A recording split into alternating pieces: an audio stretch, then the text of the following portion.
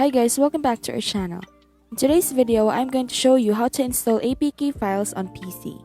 But before that, if you are new, please hit the like and subscribe button and hit the notification bell so you can be notified if we post another video. So without further ado, let's get started. First, open a browser and search for BlueStacks. Click the BlueStacks 5 download button, then make sure to install it once complete.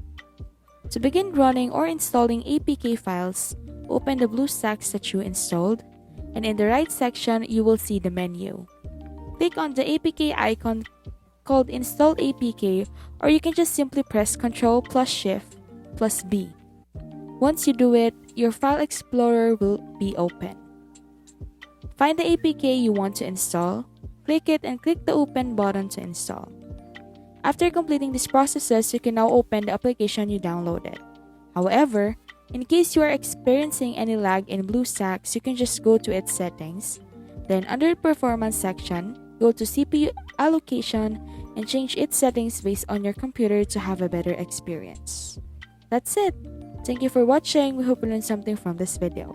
Don't forget to like and subscribe and hit the notification bell if you want to see more of this.